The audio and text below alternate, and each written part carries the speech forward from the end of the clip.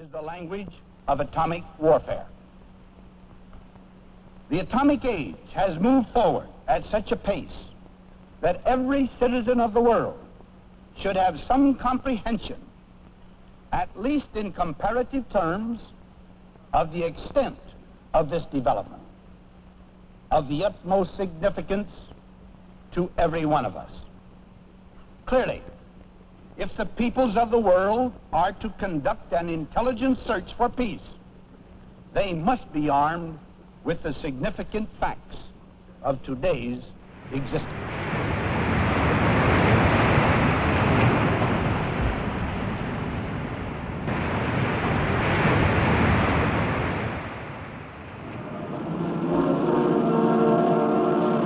Welcome aboard the USS Estes. The Estes here is the command ship of Joint Task Force 132. We have minutes to go before the first blast, mic shot, of Operation Island. 59 minutes now, to be exact. We've been here since daybreak. Left Weetalk last night during the early morning hours.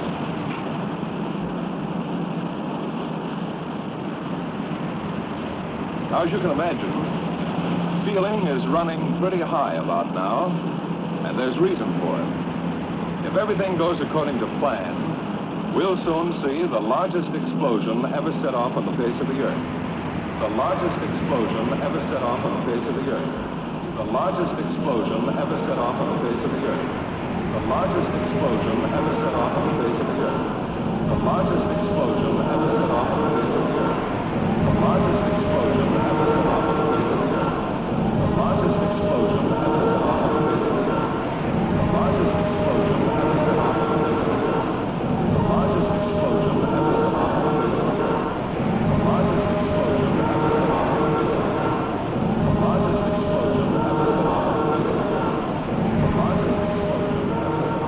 If the peoples of the world are to conduct an intelligent search for peace, they must be armed with the significant facts of today's existence.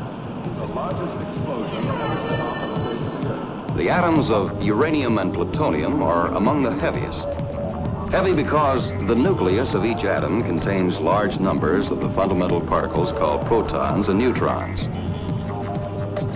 When a free neutron hits this nucleus, it splits into two parts, releasing more neutrons which may go on to split other nuclei. The resulting fission products become highly radioactive, emitting the long-range and dangerous gamma rays. The split nucleus weighs less than the whole one, and this difference in weight is released in the form of energy, nuclear energy. It followed from the special theory of relativity that mass and energy are but different manifestations of the same thing. Furthermore, the equation E is equal mc squared, in which energy is put equal to mass multiplied with the square of the velocity of light, showed that very small amount of mass may be converted into a very large amount of energy, and vice versa.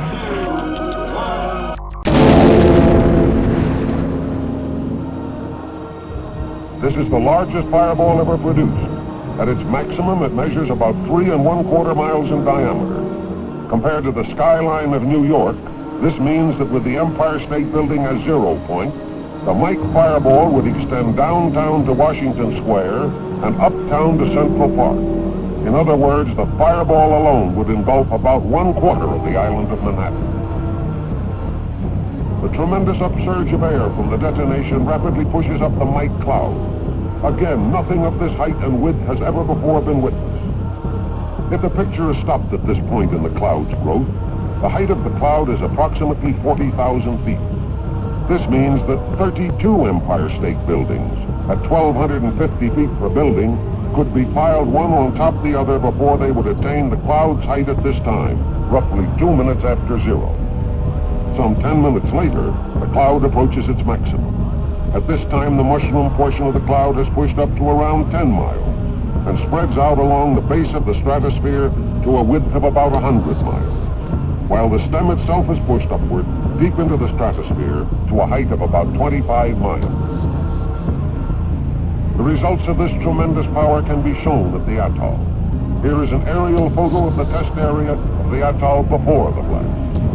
And here is the same area after the blast, showing the crater caused by Mike. The crater is roughly a mile in diameter. When it is illustrated that some 14 Pentagon buildings could be comfortably accommodated in this hole, the size of the Mike crater becomes more real. In profile, the crater gradually slopes down to a maximum depth of some 175 feet, or equivalent to the height of a 17-story building. The lateral destructive effects are the greatest yet observed from a single explosive device. Without getting into the areas of target evaluation or secondary effects, it can be safely assumed that there was complete annihilation within a radius of 3 miles, or out to and including all of engines, that there was severe to moderate damage out to 7 miles or down to Ruzoura, and that light damage extended as far as 10 miles or down to Running. Complete annihilation within a radius of 3 miles, severe to moderate damage out to 7 miles, and that light damage extended as far as 10 miles. Complete annihilation within a radius of 3 miles, severe to moderate damage out to 7 miles, and that light damage extended as far as 10 miles.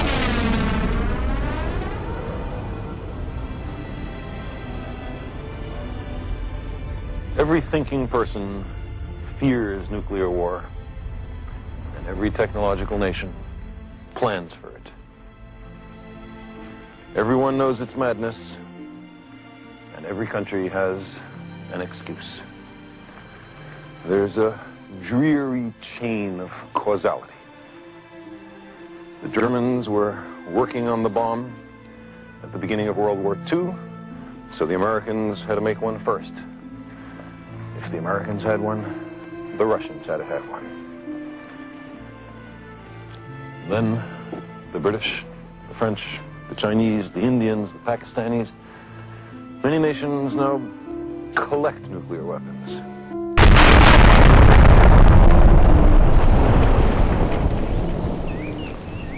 The bomb dropped on Hiroshima killed 70,000 people in a full nuclear exchange, in the paroxysm of global death. The equivalent of 1 million Hiroshima bombs would be dropped all over the world.